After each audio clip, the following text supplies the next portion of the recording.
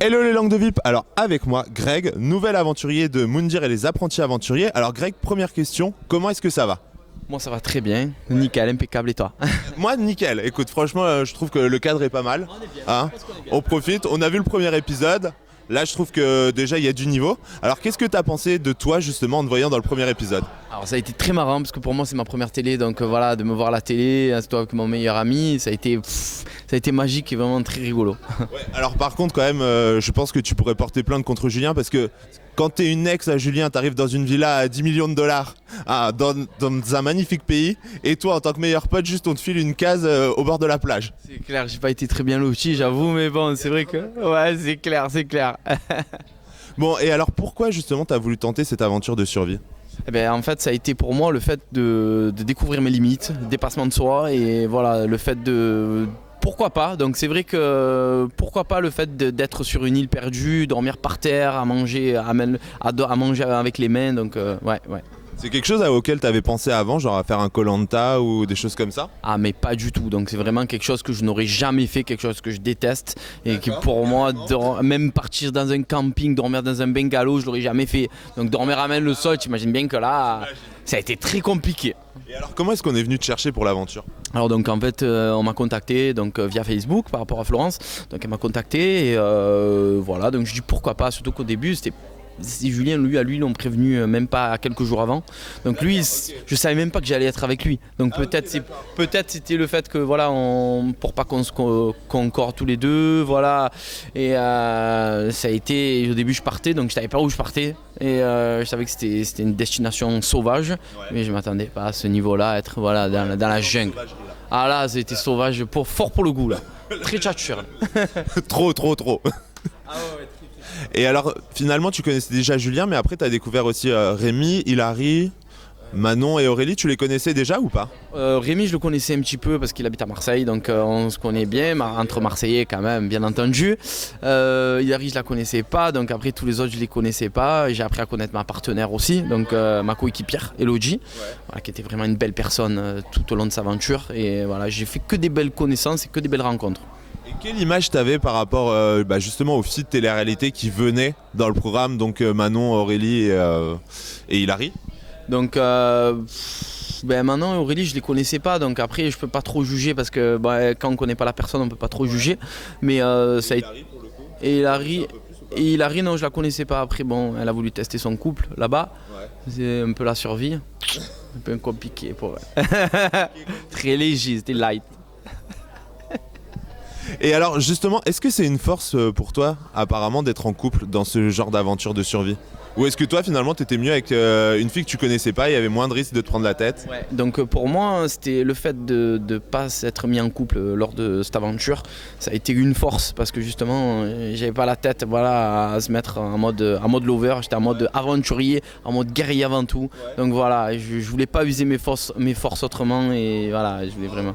Par contre quand même sur les premières images on voit que t'as quand même un côté lover là pour le coup. Elodie après moi je suis pas insensible aux blondes, donc voilà, blonde, forte poitrine, très énervée, moi ça peut aller... Ah ouais j'étais bien, Ah ouais. Tu t'es dit que tu pourrais aller faire un tour en Alsace quoi? Pourquoi pas manger une petite choucroute, ça peut aller très vite.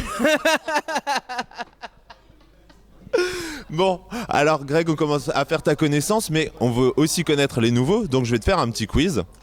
Et tu vas devoir me dire qui est le plus ou la plus et pourquoi. Qui est le plus ou la plus manipulateur? Ok.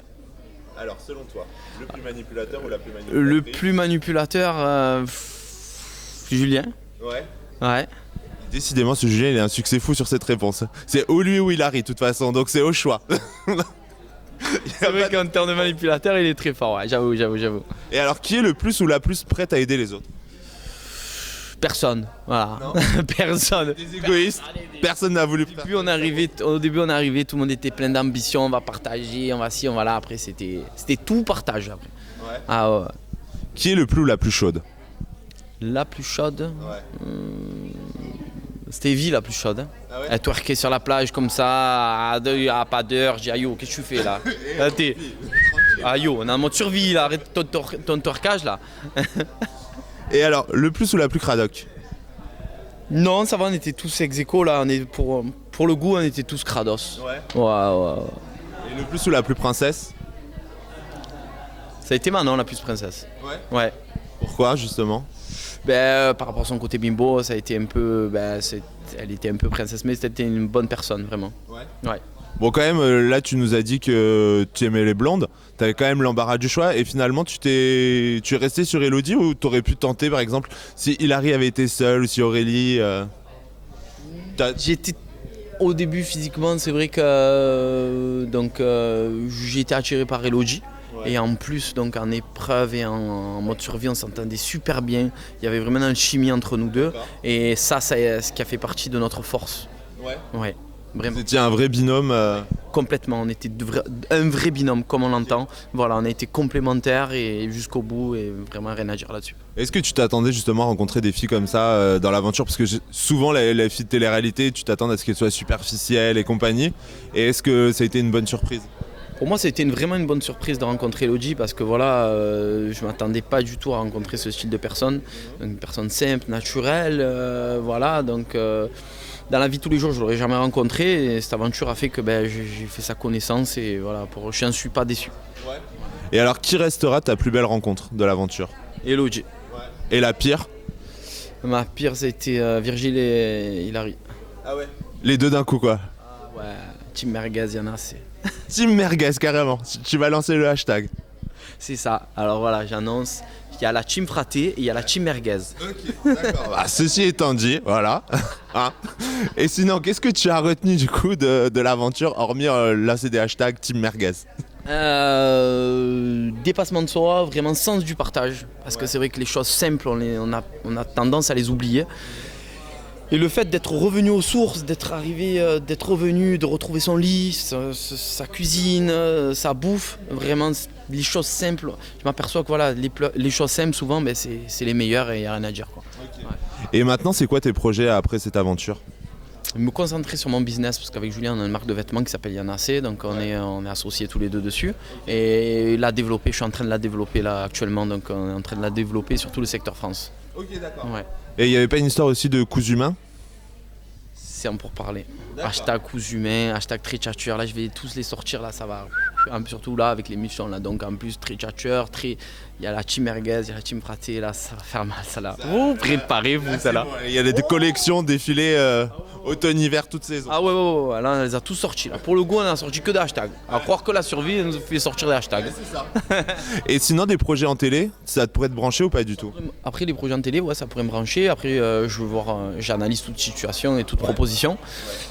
Et ouais, pourquoi pas, ça me tente, ça me tente bien. En tant que meilleur pote de Julien, tu te verrais débarquer dans les Marseillais? Ouais, bien sûr, grosse surprise, j'arrive, le fraté, aïe, comme ça, je rejoins. Ah, ça y est, je casse tout, c'est fini campagne là. Et partir en battle par exemple, affronter la team merguez dans les ch'tis vs les Marseillais. Ah ouais, alors là, je me régalerai. Là, les merguez, on les fait cuire, on les mange, nous, les merguez. Pas le temps. Carrément. Bon, les langues de vie, vous l'aurez compris avec Greg, je pense que le show va être assuré dans Moundir et les apprentis aventuriers. Donc je vous dis à très vite sur Au Cœur des Tendances pour plein d'exclus, plein de gossip, des news justement de votre marque de vêtements. Hein. Il y en a assez et il y en aura encore, mais toujours. Et il y en aura, en vrai, il n'y en aura jamais assez finalement. Hein. Trichature, il n'y en aura jamais assez. Donc les langues de vie, je vous embrasse, je vous dis à très vite et plein de gros bisous. Ciao, ciao.